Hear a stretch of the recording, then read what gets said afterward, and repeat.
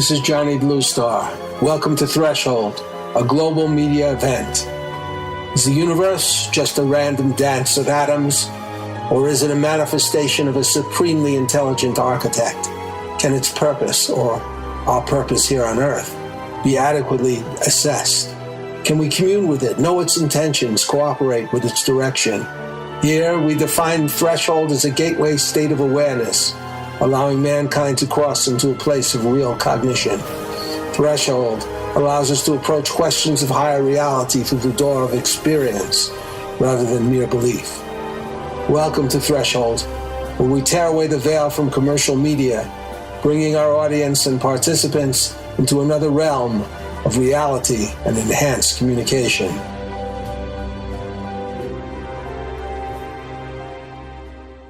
Hi, this is Johnny Blue Star back with Threshold Radio. Well, today we're going to have a little bit of fun. Ken Eady, the author, is going to be with me, and Rod Tyler, interviewing me about my fantasy presidential campaign platform. This is good to listen to if you like fantasy football, or maybe you like fantasy baseball better. Or maybe if you like video games where you win the war, or movies where the good guys actually win. Because this is actually a kind of a fantasy creation of mine. But nonetheless, if you like all those things, you'll appreciate my fantasy presidential campaign. No, I'm not really running for office. No, I do not intend to offer my candidacy for anything outside of a talk show host. But I'm already that, so I don't have to worry. Why am I being interviewed for this position then? Because I am tired of the kind of platforms I am hearing on national television, of course. They do not speak to the fantastic opportunities for America if America wakes up and starts voting for people with good ideas. In this interview, I'll discuss various components and solutions to the problems facing America today. And Ken, the first thing I'm going to present is this. Since the fundamental problem in the United States is that our elected officials are bought and sold by large corporations, my first step will be to take the money out of politics and have public funding of political campaigns. This will be done with a constitutional amendment. What do you think of that? That's not an original idea of mine, but... No, and it's something that I've always been in favor of. We have to take the profit out of politics because basically the way it's set up now with our lobbying system, which is you can't find anywhere in the Constitution, is that you can basically buy whatever legislation that you need to promote your particular industry. So I think it's a great idea. I can't criticize you on that. Well, I don't think the problem is there's a big problem. The people that we need to enact this reform are the people who are all benefiting by the way things are now. So I think first step is to get them out. Well, getting them out, again, is the same type of problem. And we've discussed maybe the possibilities of developing a grassroots movement that could exactly do that. Not all these things can be done at once, but I want to say that if we could develop this at some point, public funding of political campaigns would not be enough. Whereas it levels the playing field, it does not necessarily create good citizens, and that's what we need. We need good citizens to create a good, safe, and prosperous democracy. Good citizens, in my book, means informed and enlightened citizens whose understanding and views of their duties and obligations are in line with the fundamental values of the Founding Fathers, and their expanded vision. The new American dream began by the progressive movement. Therefore, I support an ongoing online citizenship platform allowing voters separated in their election districts to organize campaigns for candidates for primary and regular elections, to develop initiatives to bring to the attention of elected officials and government agencies. The online component of developing initiatives will allow final proposals to seek backing from hundreds, if not thousands, of voters whose voting powers can be felt in primaries and general elections. Now, Ken, I would just want to point out, elected officials and candidates will now know that ignoring their voters could result in their losing their opportunities to gain or maintain their seats in public office. Now, I've been recently campaigning for a private organization to do that. Because right now we need a grassroots organization to somehow move forward to help reform our government by putting the right people in, taking the wrong people out, getting the laws reestablished that are aligned with the Constitution. But I felt if certain things take place, then offering this kind of platform to the public would be a good idea. I think it's a good idea too. I mean, I think we talked about before the problem with having an informed voting public is that the education in our country is not good, and the media is not presenting the news. So, I mean, those are something an informed public needs to know what's going on in order to be able to form an opinion on what they think about something.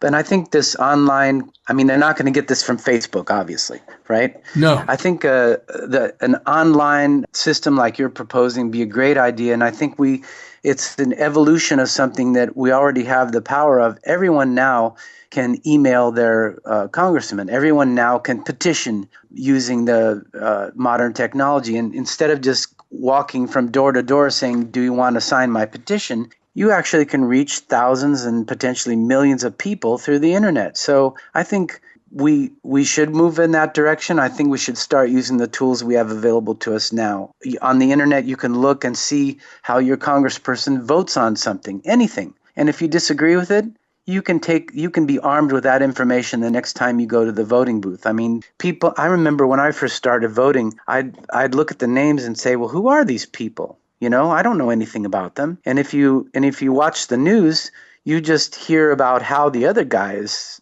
an asshole. That's basically how it works, right? Right, yeah. But now you can actually go on the internet and you can see how your congressperson votes for things, and it's the best way to figure out whether or not you support him. Well, the most important thing about this, Ken, is that this kind of platform allows 5,000, 10,000 people to send a sort of a group email or a group petition to get something done. And the people realize, oh my God, I might lose my seat. Because these people are not just solitary people writing me that can be tossed aside. This is an actual voting power. And that is, I mean, the truth is, if they're presented with something as organized as that, they are afraid, because we do have the ultimate power collectively to put them out of their job. By law, we do. Yes. Yes. The primary system is there. We're just not using it.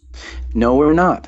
And one of the things we're not doing is we're not registering to vote, which I think that I don't think we should have to register to vote. I think it should just, when you go to renew your driver's license, a lot of states are doing this now. When you go to renew your driver's license, they should just register you to vote. Mm-hmm. Well, certainly playing games with registering to vote has been a long-standing preoccupation of and it's ridiculous. I mean, everyone over 18 should be voting. They shouldn't be allowed to, to try to slant the demographics in a particular area by having activists go out for a political group and signing up voters to vote the way they want. It's absolutely ridiculous. And probably there should be this is not in my platform, but there should be a way of maybe going back to the old days of paper ballots. Instead of these easy to manipulate and cheat with computer slot machines, the slot machines they use now. Zave Nathan and Bonnie Blazak are a married couple who work together creating songs, often with powerful social messages. Here's a wonderful call for social transformation, a song called Change.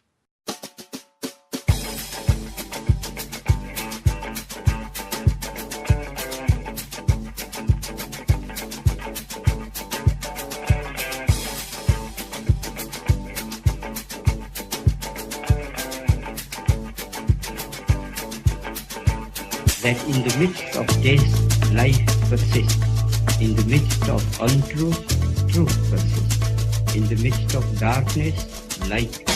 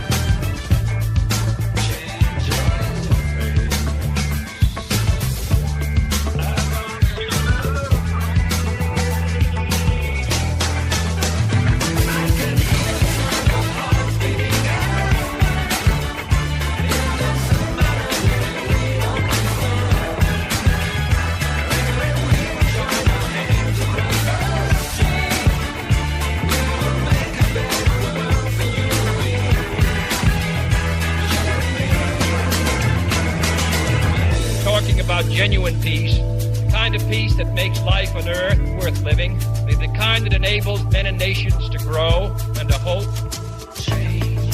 and build a better life for their children. Peace for all men and women, peace in all time.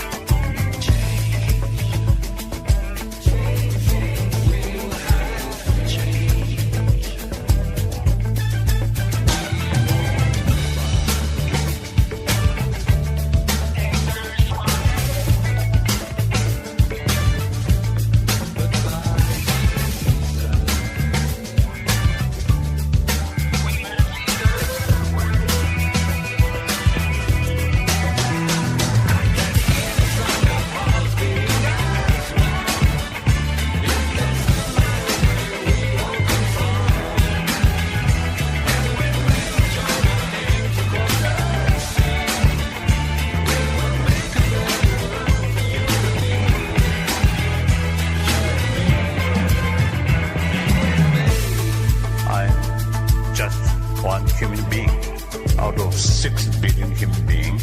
I'm one of them. I believe every human being wants happy life, successful life.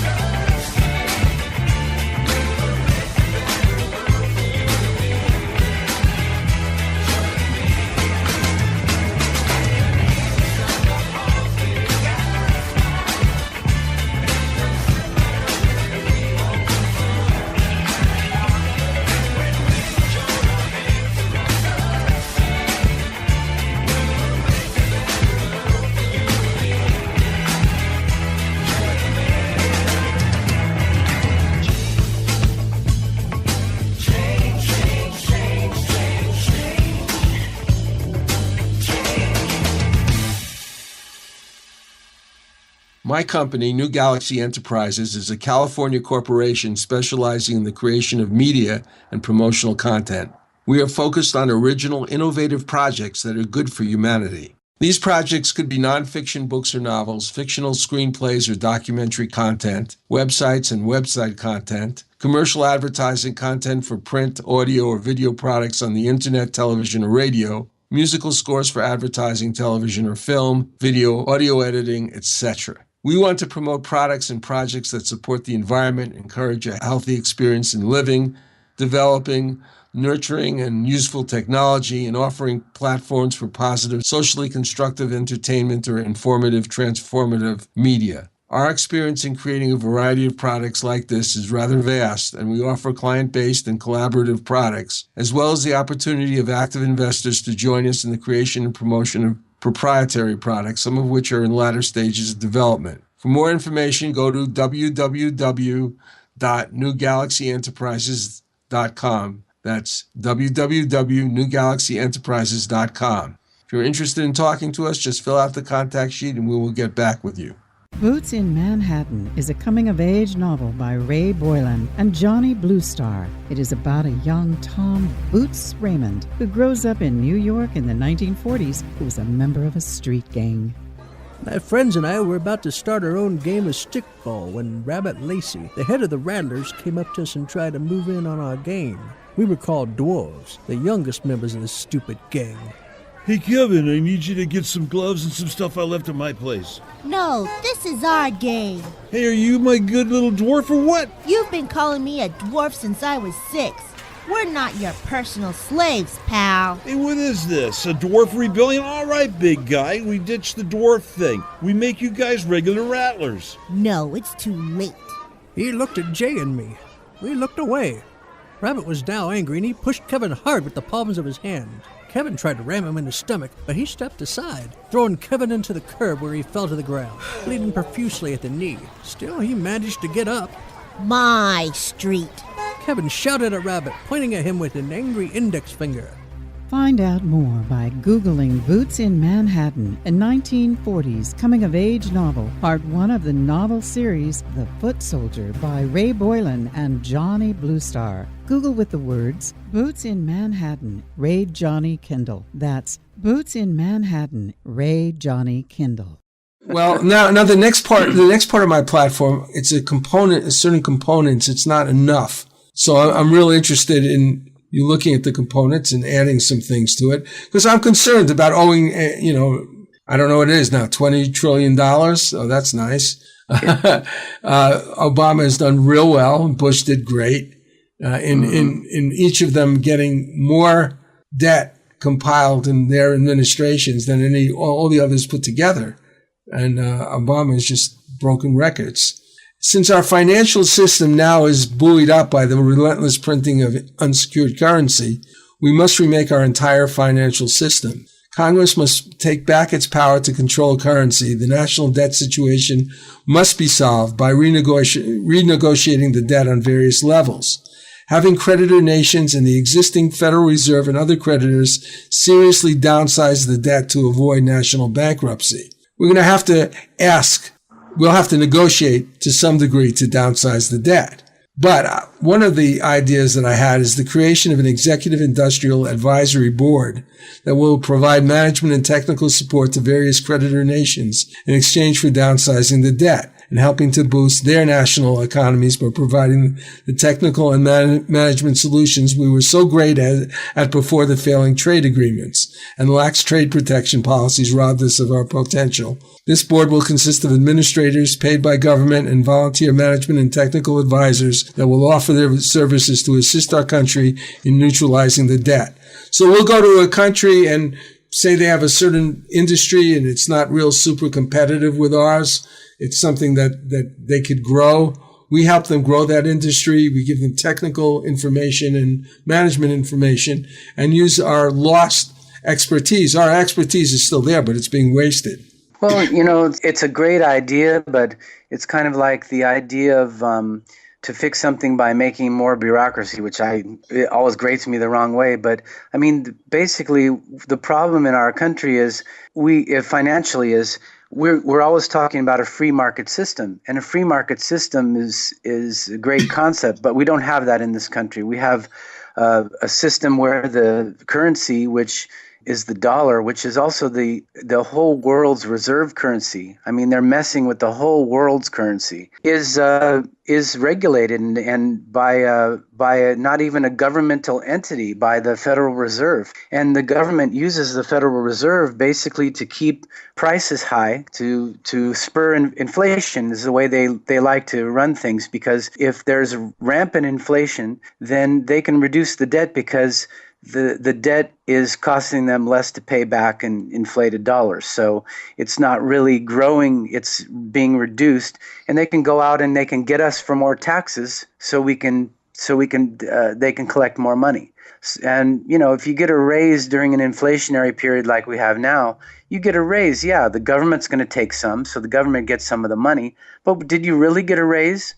I mean, we should be in a deflationary spiral. This whole thing is artificially structured, and it's going to blow up in their face. Well, I just want to say that I want to get back to exactly what you're talking about. I was talking about a way of reducing the debt by having volunteers go over to other countries and help them with their industry and, the technical and industrial needs from a consultant point of view, and thereby increase their bottom line and thereby reduce our debt to them on a negotiated basis. Like maybe, if that's possible, I think we could do a lot and get a lot out of that and give them something back for all the money that they spent. But in terms of what you're talking about, I think first of all, we have to get rid of the Federal Reserve.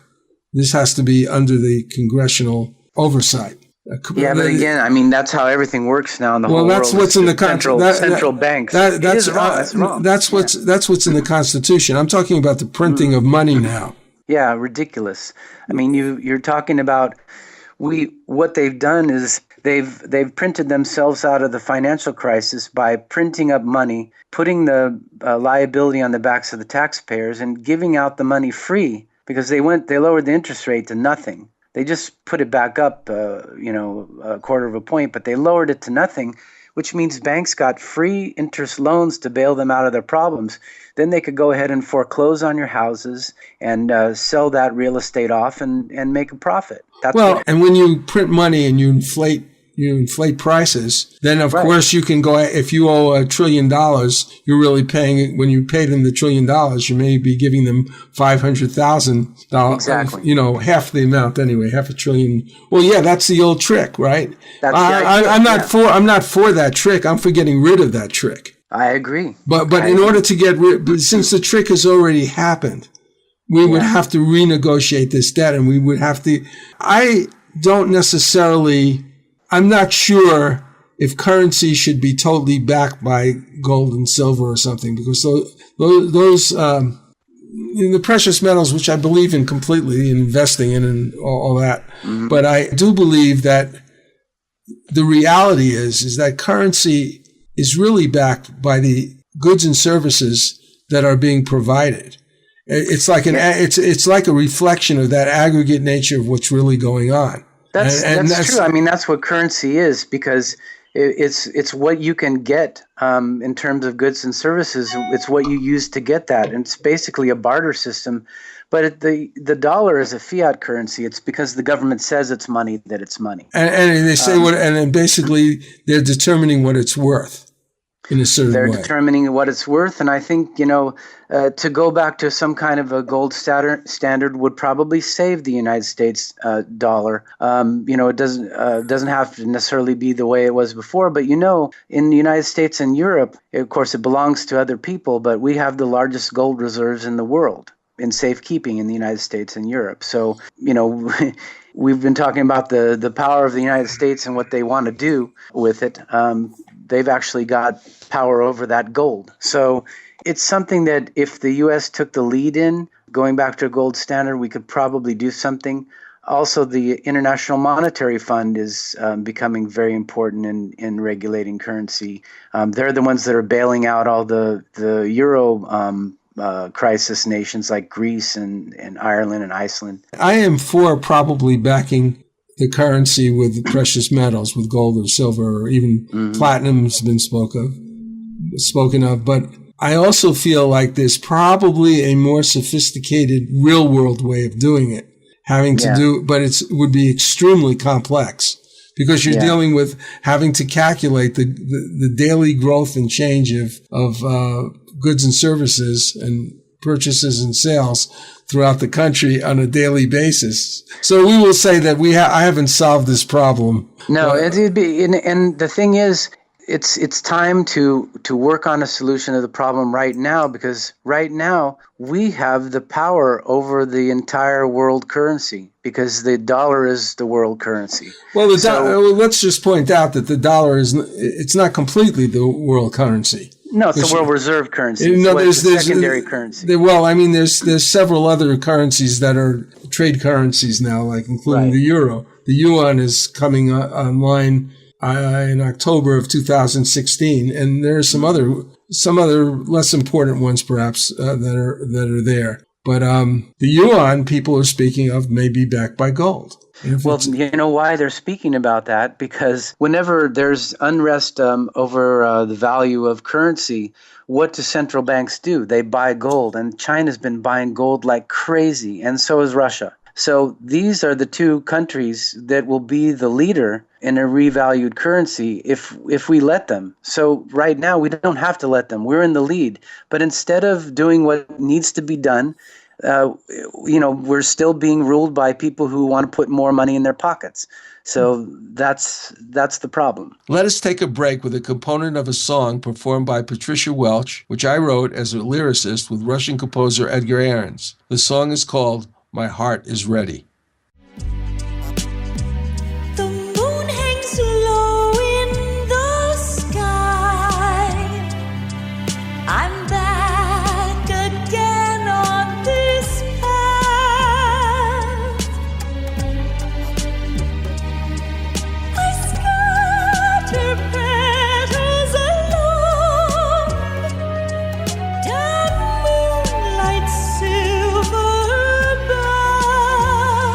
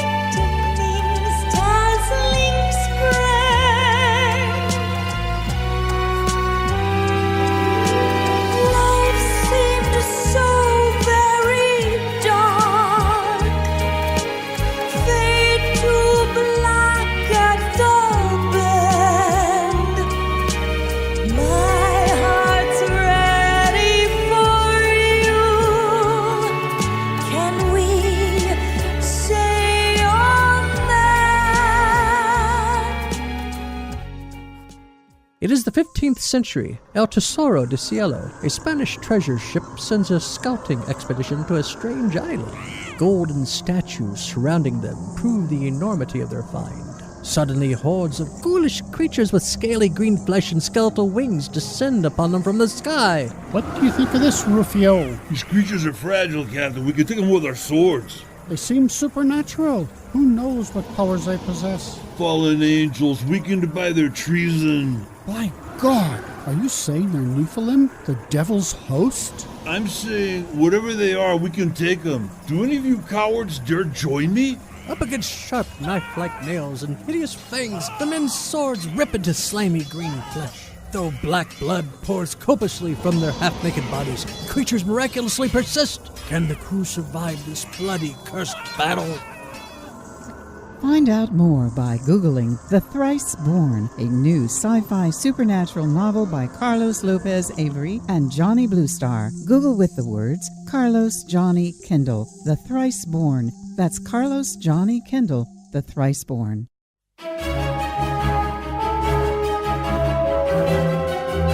I've worked with Russian composer Edgar Aaron for quite a few years, building an inventory of songs, many of which feature singer-performer Patricia Welch.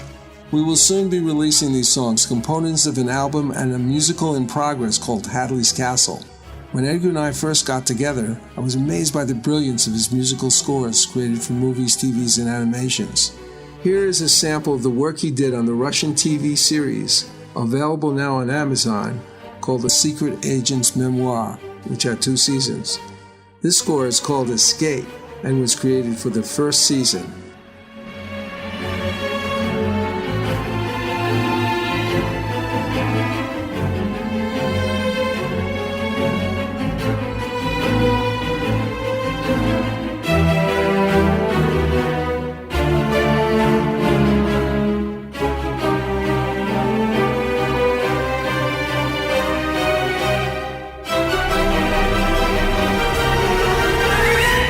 I am very pleased to say that Bridge of Light Productions, a division of New Galaxy Enterprises, is proud to be the contact point for television and film companies seeking information about this amazing composer's work. If you are in the entertainment business and wish to know more, contact me at johnnybluestar@gmail.com.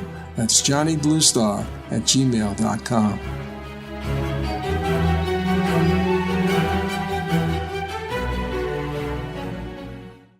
New Galaxy Enterprises is a media company specializing in wide-ranging content like novels, nonfiction books, screenplays, commercial advertising, web content, etc. One of our most esteemed providers is illustrator Robert W. Zalo. I work on all my most important projects like book covers, logos, web design elements with Robert. As an illustrator, he worked on the Ignatz-nominated comic book, The Expert's Guide to Killing Things That Go Bump in the Night. His skills encompass advertising, magazine illustrations, gaming, comic books, TV production, and scenic painting. His clients include Comcast, Adelphia, Haven Talent, ForceWorks, High Octane Theater, Star Creative Advertising. If you wish to contact Robert, go to johnnybluestar.com and let me know. That's johnnybluestar.com. For artist, illustrator Robert Zalo, an essential component of all the work we do. Maybe he can help you too. Well, I'm going to change the subject slightly. Kind of related, though. Personally, I do not believe in a purely socialist or a purely capitalist state. Besides, nothing like that has ever existed in reality. A government cannot protect its citizens without completely or partially funding and maintaining certain types of programs, like the military, police, fire departments, schools perhaps, Social Security, Medicare, retirement benefits, so forth. I do not believe the best blend of these things should be labeled socialism or capitalism. I would call it socio-capitalism, for want of a better word. In case someone thinks I'm a closet socialist, let me say one of the first things I do would be to issue every American over the age of 18 a federal business license, allowing the owner to run his or her own business under conditions approved by the various state, county, and local municipalities, and making the business license owner eligible for publicly funded training programs developed with private-public cooperation. Now, see, Ken, the idea of this is, I think there is a class struggle between the employers and workers. I want to get rid of it. I want to just get rid of it because it's not necessary. I want to give people the maximum ability to empower themselves if they choose. They don't have to, but if they're going to work for somebody, they can work under arrangements, contractual arrangements with a group, a small group or a large group of people with their particular skills who contract to work with another partner, because their employer would be more or less another businessman. They would be independent contractors banding together to work with this particular contractor, if you like. This kind of like a hybrid union concept. It's kind of a hybrid union, but the difference is that the people can leave, they can have their own business, there will be so in my new economy, there would be no longer a sharp division between business owners and workers. Everybody would be employed as an independent contractor. Groups of independent contractors could be contracted to serve a particular industry or corporation. It would be a cooperative agreement between business owners. The independent contractors organization and the hiring benefits have many health, education, and retirement components furnished by government with a suitable minimum wage structure. The concept of us versus them inherent in labor negotiations utilizing union versus management conceptualizations would be softened. What I'm saying is government takes care of at least the basic things that people are always asking for, health benefits, retirement benefits, all these things, which further enhance and not very well, I might add. I mean, they've stolen our Social Security money from the very beginning day.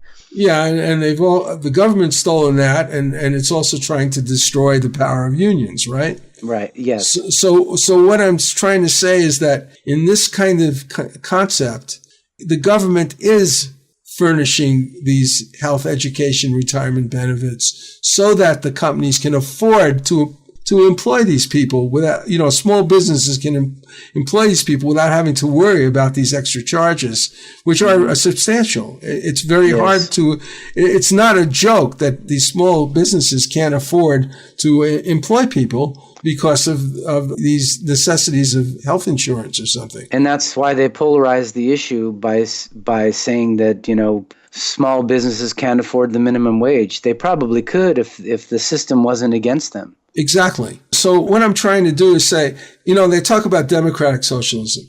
There is no such thing. The actual governments and economic systems in Scandinavia are not democratically socialist. They are really democratically capitalist and democratically socialist, because they do not have ownership of all businesses by the state by any means. They are actually more likely to encourage small business to thrive than I think in this country. You're probably right. The only problem I see in the states you're talking about is their tax system is ridiculous. I mean, they take most of what you make.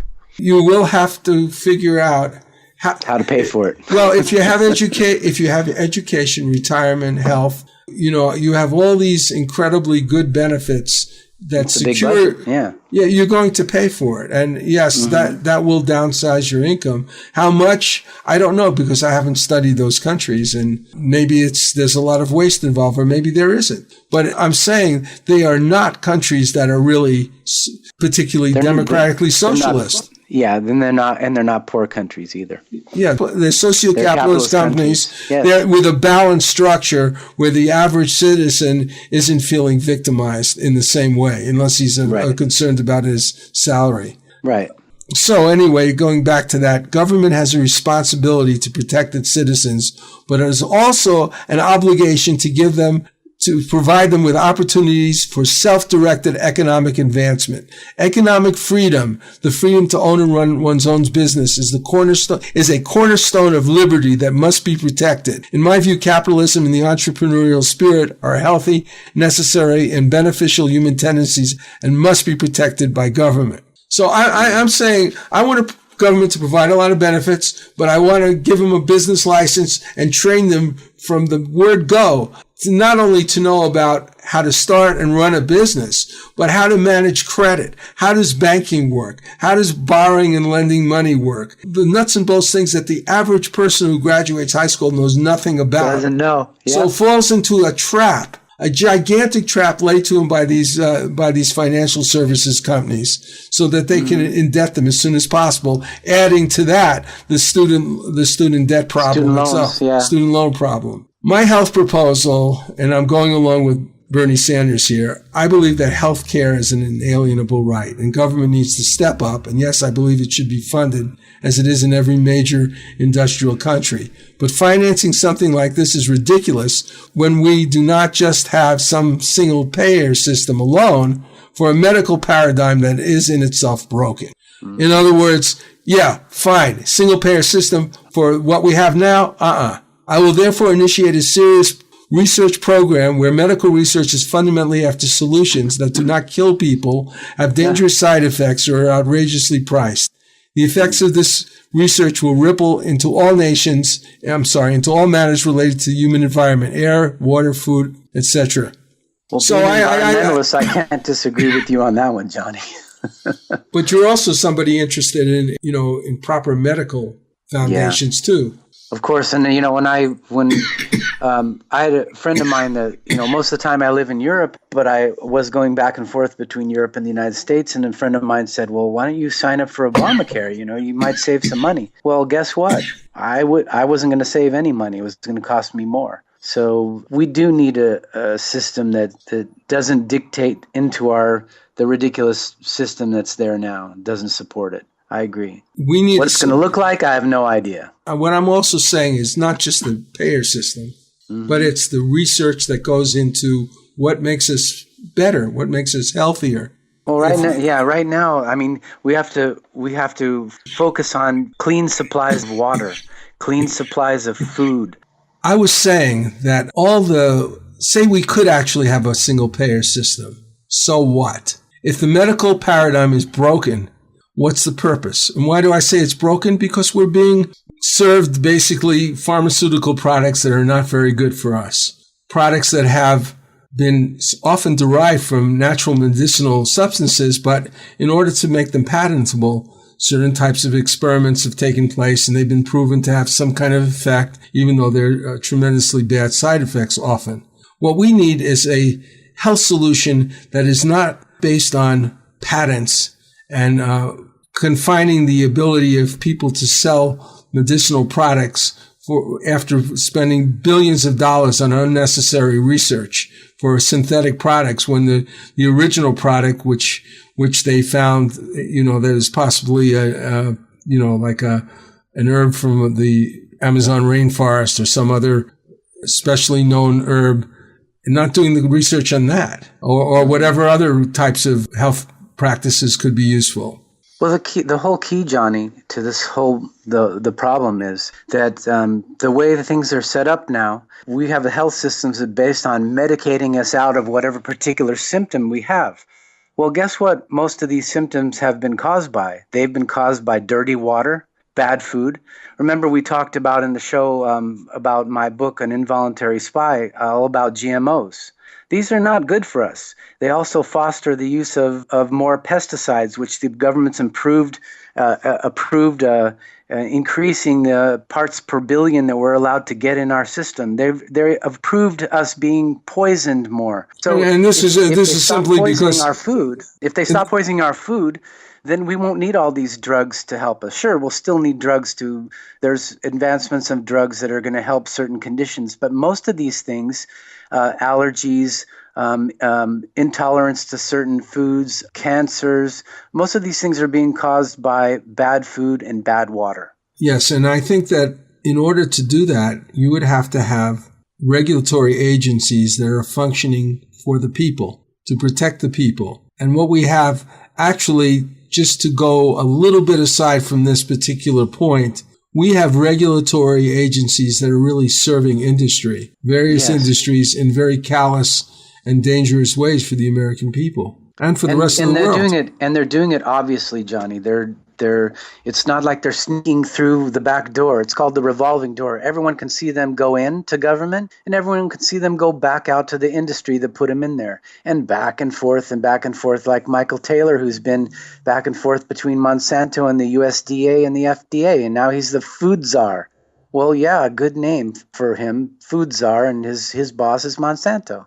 So we need to break this, revolving door system that's based on basically bribery. We need to break this. Well, we need to have laws that prohibit the revolving door. Laws Absolutely. we do need laws that limit congressional terms. We need a lot. And campaign reform. And campaign reform. We have a tremendous amount of work to do to straighten out our country, which I still believe is a commercial and even spiritual, ethical leader. At least conceptually it is, although in reality it's far from that right now. Yeah, it still is. Just from a European standpoint, the Europeans still love the United States. They still look at us and they still think that we have an American dream. They still value and pattern their own systems on our system of people's rights, even though they're being eroded here.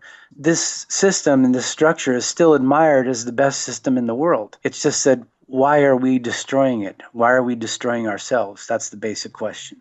And it's a huge question, because I think what you have in this world right now is two very different psychologies.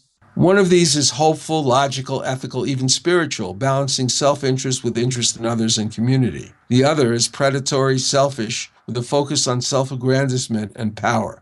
Now here's a song by UK songwriting genius Stephanie Slevin, which kind of describes two people with very diverse psychologies, mirroring the nurturing and hopeful and the predatory and selfish. Sometimes music gives us the best perspective. The song is called I Know You Love Me the Most. I may have marmalade on my toast and you may have your caviar. I may walk to work in my second-hand shoes and you drive in your fancy car. I'm down here and you're up there. You're giving me the looks like you don't care. But they say love and hate are so very close, so I know that you love me the most. I know by the way you stare at me that deep down inside you care for me. You may drink champagne to my cup of tea, but nobody freaking cares. And you say I ain't the one for you, that I'm way down there beneath the view. But look at what your poor shake's done to you, and nobody freaking cares. She took your money and laughed at you, and then slept with all your mates and they were laughing too. So let's kick her to the curb, yeah, me and you, for nobody freaking cares. And I know you said bad things of me, but deep down inside you care for me. For they say love and hate are so very close, so I know that you love me the most.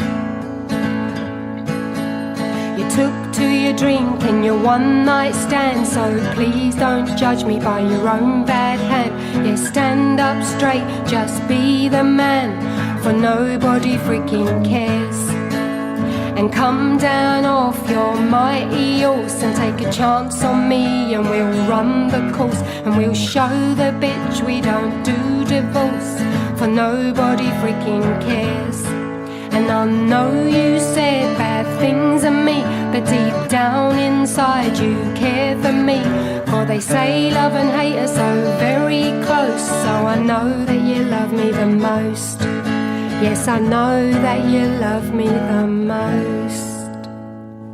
If you like Threshold Radio, a program which deals with core issues affecting our personal, political, and spiritual lives, and advocates the creation of an enlightened, informed citizenry, not only in America, but throughout the world, then you might think of supporting both your product and business and our message by advertising on our show. All programs are archived and are supported in various ways, including social media, our outreach being broadcast weekly on VegasAllNetRadio.com, a very advanced internet broadcasting station, but also archived directly on our websites, on YouTube, and in SoundCloud. We believe in time we will have a very broad outreach. Through New Galaxy Enterprises, our parent company, we can create a wide range of marketing and advertising components to complement your advertising on Threshold Radio and increase your outreach in many creative and exciting ways. If interested, just go to www.thresholdradio.com and fill out a contact form with your interest. That's www.thresholdradio.com. The following is from West Side Warrior, the memoir of Ray Boylan, a Korean War veteran and crime fighter. He was there fighting in the world's coldest battlefield when the Chinese communists invaded. Desperate squad members ran past our foxhole yelling, "Get the hell out of here, there's too many of them!" Again, we saw the Chinese soldiers charging in with opium-induced mindlessness, oblivious of our bullets. Again, we heard the bugles and whistles. Climbing out of our foxhole, Bob dropped 2 hand grenades behind us, and I threw one over my shoulder. Bullets whizzing by our heads, Bob and I became bolts of lightning flashing across the mountainside. Like a hideous film, desperate scenes like this played out on the Tokong Pass for 3 days. Sometimes I played in the scene. Sometimes I could only watch and wonder if it were real, or if I'd be suddenly jolted out of my trance by an RKO usher saying, "Hey, did you kids sneak in here?" To acquire this book, Google westsidewarrior.boylan.kindle. Boylan is spelled Boylan. That's West Side Warrior, Boylan, Kindle. This is Johnny Bluestar. I've worked as a lyricist with Patricia Welch for over 5 years, along with Russian composer Edgar Ahrens, a friend and colleague. Her ability as a singer is simply amazing. She brings a unique and dramatic flair to every song she sings. Over the next few months, we shall be releasing a number of these songs, part of an album called Hadley's Castle. Meanwhile, Patricia has been busy creating a super enjoyable collection of classic standards in an exciting 46-song, 3-CD collection. Music for Great Entertaining introduces Cocktails, Dinner, and Dessert with Patricia Welch. 3 hours of continuous music. 46 of the all-time classic standards, spanning decades of hit songs.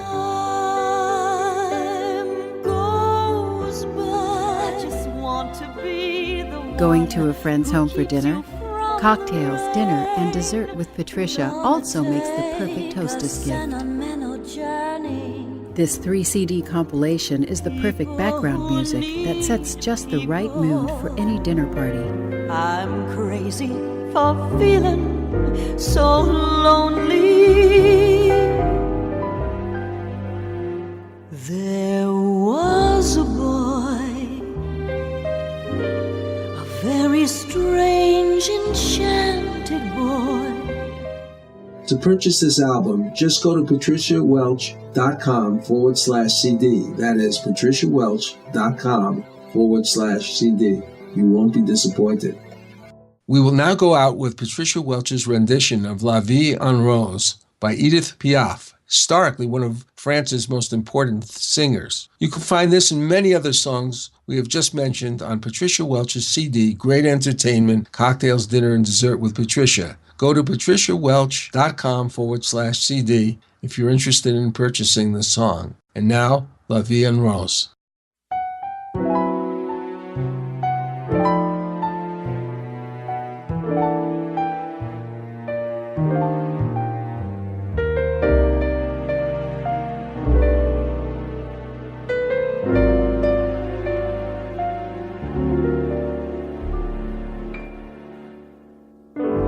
Des yeux qui font baisser la lumière,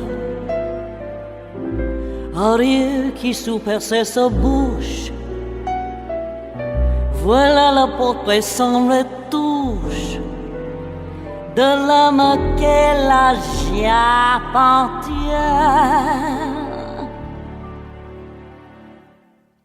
Quand il me prend dans ses bras, il me parle tout bas, j'avoue la vie en rose.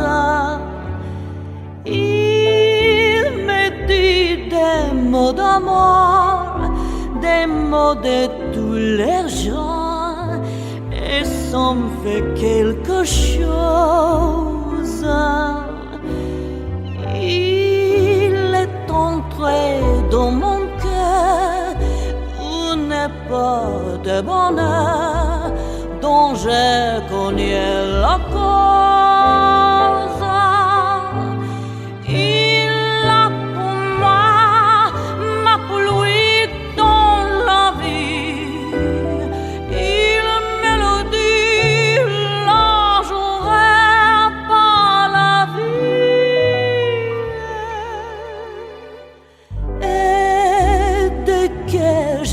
l'aperçois, alors je sens en moi mon cœur qui bat.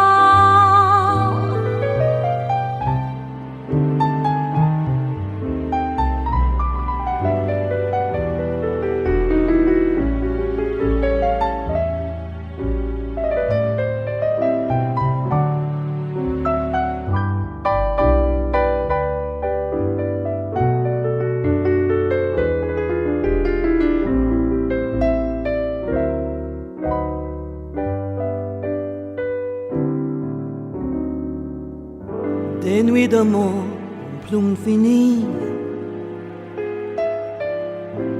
au grand bonheur qui pense aux places, des émuis des chars s'effacent, au rêve, on a mouru.